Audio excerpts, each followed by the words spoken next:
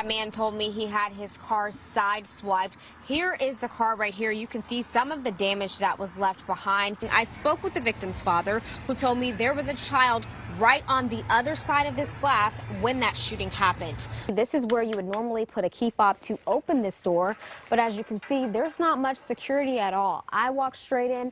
Someone else could do the same thing. I'm going to show you how he did it on my phone. He used social media to pull up and face message people through that app. It felt like it was above 100 degrees outside today. There were a lot of surfaces that were a lot hotter than that. Now I have this device that lets me measure those surfaces. Earlier we measured this playground surface. It was about 150 degrees.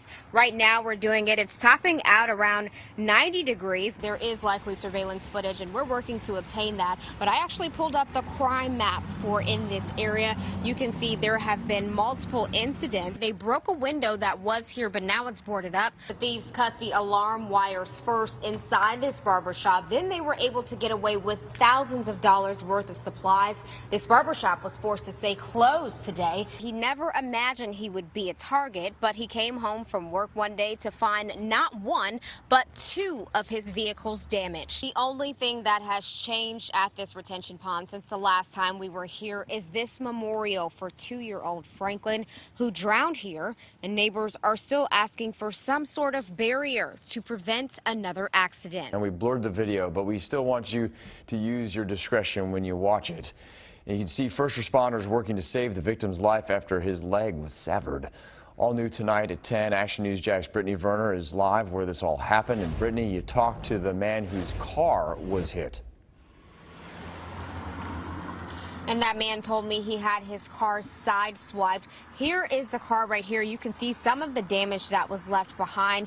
He said he spoke with the woman. He tried to get her to stay until police came, but instead she took off speeding down the street and running into someone.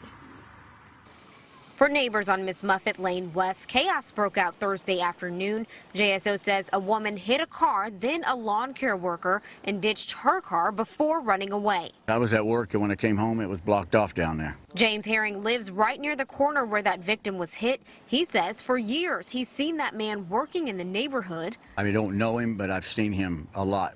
He mows a bunch of yards around here. This video shows the aftermath of that man being hit. We're blurring the footage because it's graphic. Another neighbor who didn't want to be identified says it was his neighbor who jumped in to help. My buddy across the street went over there, and when the man got his legs clipped off, he went over there with blankets and pillows and to get him off the asphalt. The asphalt was hot from the sun beaming down on it. This has left the entire community in shock, but many people say speeding has been an issue for quite some time. This neighborhood's terrible. They're always speeding through here. They don't stop at these stop signs. Every day, night, it don't matter when. A lot of speeding. Now they are hoping there will be more police in the area to keep them safe. Hurts my stomach and my heart. So far, investigators have not released any description of that woman driver they are searching for. But coming up at 11, we'll let you hear more from neighbors on how they stepped in to help that man who had been hit. Reporting live, Brittney Verner, Fox 30, Action News Jax. Yeah, a lot of groups are trying to help combat homelessness, and you can see behind me there are some people here outside. Although it's cold right now, people are setting up, preparing to spend the night here outside in honor of shedding light on homelessness in our area. They're sleeping in their cars, couch surfing, living in motels. Beth Mixon with Family Promise of Jacksonville says many people don't realize homeless people aren't just those who suffer from addiction or mental illness. It's really heartbreaking. 35% of America's homeless is a family with children. And more than 5,800 of those homeless children are Duval County students right here in Jacksonville.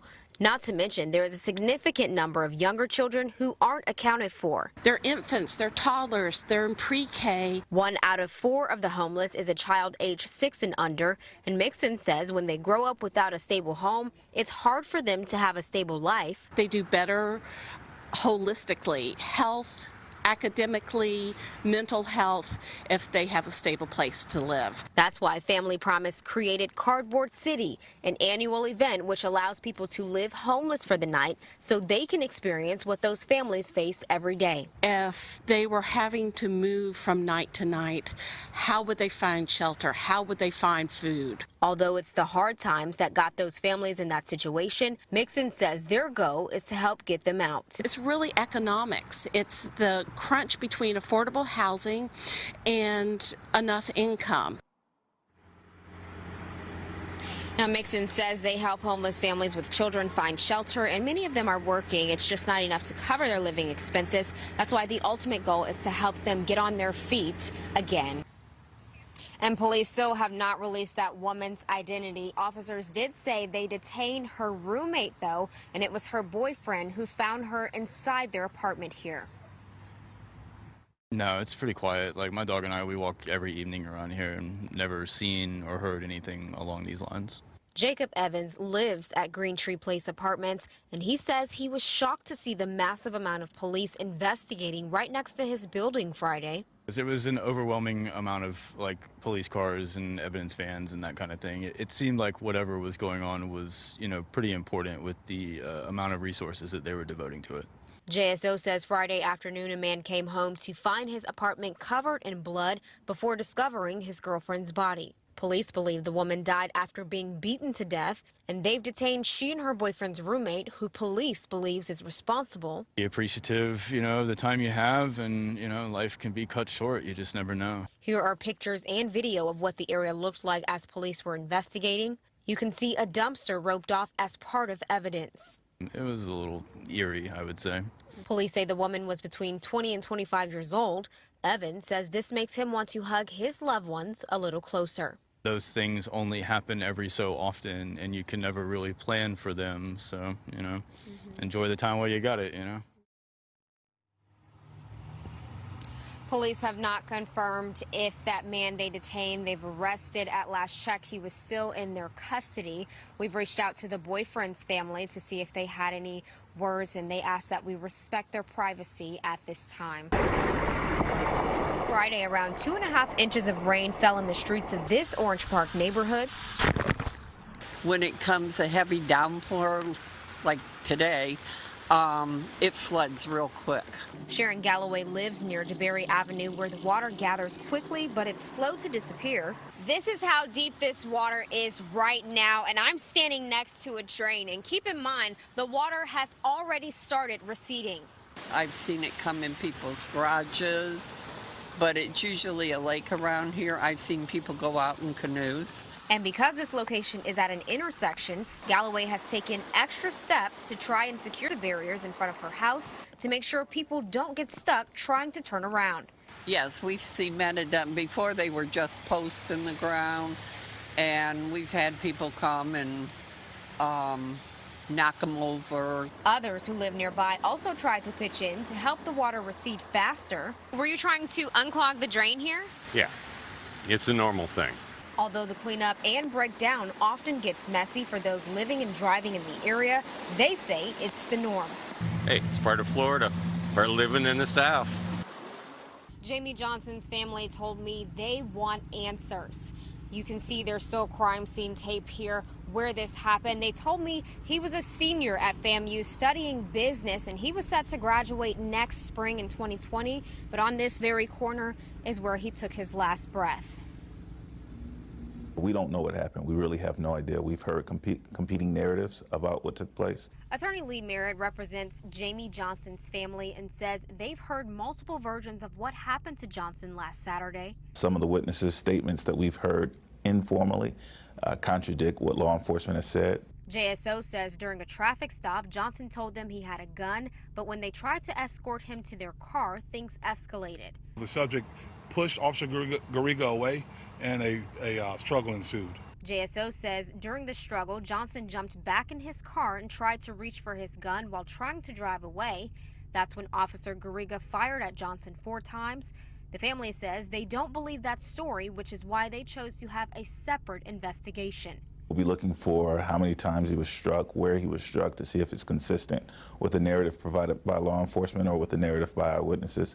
They are having a private autopsy, and a ballistics expert will investigate the car and recreate the shooting. Although this will never bring Johnson back, his family hopes their investigation brings clarity to how their son died. We believe that officers need to be held accountable when they violate the Constitution, when they violate citizens' rights. We don't know if that's the case here, but it certainly needs a sober look and a review, and the family needs to be treated fairly throughout the entire process. We do know that both officers were wearing body cameras, and we just learned today that the traffic stop was for a seatbelt violation. Today, Attorney Merritt and Jamie's family met with the state attorney's office. The family tells me they weren't allowed to see that body cam footage, and JSO claimed it was dislodged during that altercation. They also said that JSO said there was no dash cam footage during this altercation as well.